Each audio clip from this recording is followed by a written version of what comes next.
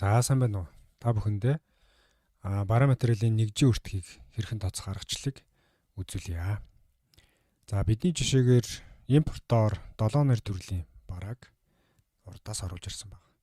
За тухайн барааны нийт урд төлсөн буюу нийлүүлэгч төлсөн үнэ маань төгрөг рүү шилжүүлэх юм бол 16,131,052 төгрөг болж байгаа.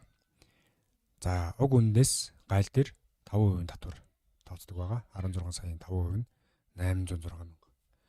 За нийт анхны үнэлгээ болон гайлын татвар хоёрын нийлсэн дүнгээс нийлбэр дүнгээс 10% татвар боддог байна. За 10%-ийн татварыг тооцсохоор сая 693,761. За Монголд 3 сая төгрөгийн тээвэр гарсан гэж үзье. Бидний жишээгээр тухайн байгууллага маань нөөц төлөгч учраас төлсөн нөөт маань барааны өртөгт орохгүй байна. Тэгэхээр нэмэлт өртөг нь юу вэ гэхээр гайлын татвар болон тээвэр хоёрын нийлбэр 3,806,000 шар өнгөөр тэмдэглэгдсэн дүн маань нэмэлт өртөг байна. За тэгэхээр тухайн барааны эцсийн өртгийг тооцохын тулд 3,806,000 төгрөгийн өртгөө бараа тус бүр дээр хуваарлах хэрэгтэй болж байгаа. За өртгийн тооцоол руу ороод за энэ зүүнтлийн хүснэгтэн дээр бараа бүрийн үйлдвэрээс авсан үнийн мэдээлэл байна. Нийт үн нь 16,131 байгаа тий.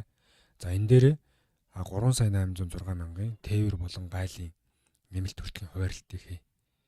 За уг хуваарлтыг барааны өртөг тооцох хэд хэдэн хувилбарууд байгаа. За жишээлбэл тухайн барааны нийт эзлэгүүнээр нь нийт ачаанд эзлэгч 7 төрлийн бараа байлаа гэхэд энэ 7 төрлийн бараа маань нийт ачаанд ямар хэмжээг эзэлж байгаа, эсвэл ямар жинг эзэлж байгаа гэх мэтлэн янз бүрийн байдлаар хуваарлж болно.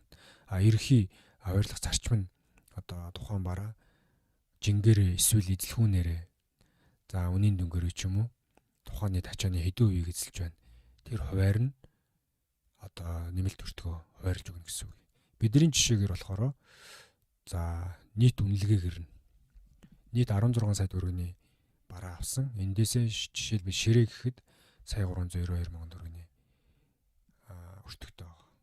Тэгэхээр тухайн 7 бараа нийт үнэлгээндээ хэд хэдэн хувийг эзэлж байгаа. Энэ хувиас нь үндэслээд өртгийн хуваарлтыг нэмэлт өртгийн хуваарлтыг хийж байгаа.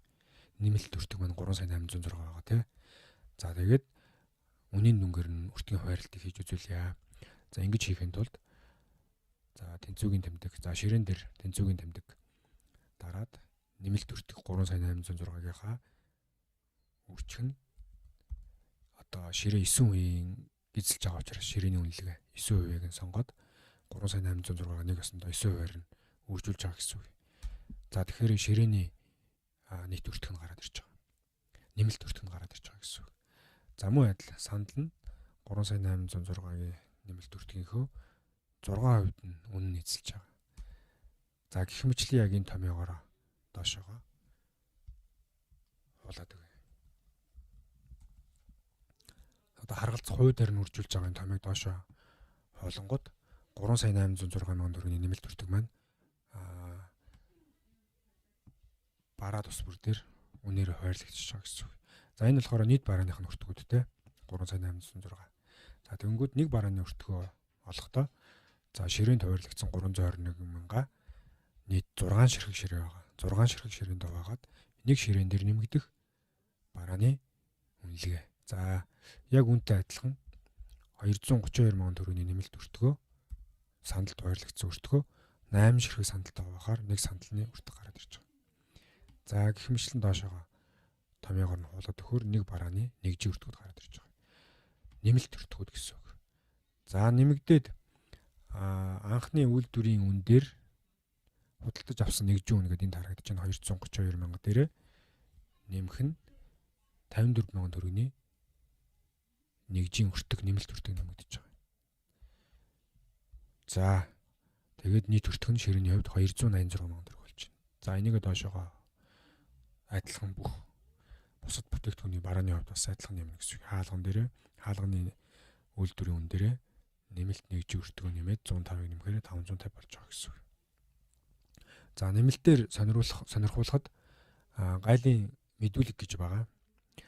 Гайлын мэдүүлэг дээр тухайн барааны суур үн буюу гайлд мэдүүлсэн үн 16 сая 131 байлаа гэж бодоход энэ дээрээ 5% гайлын татвар бодоод энд шаарлуулсан байгаа дүн дээр гайл төлсөн үнэлгээ нь гарч ирж байгаа. За энэ 806,000 төгрөгийн гайлын татвар дээр 16 сая 131 нэмээд нийт одоо суур үнэлгээ 16 сая 937 мянга гарч байгаа. За эндээсээ дахиад 10% нөөт тооцоод сая 693 мянган төгрөгийн нөөт бодогдож байгаа гэсэн үг. За нэмэлт байдлаар уг мэдээллийг танилцууллаа.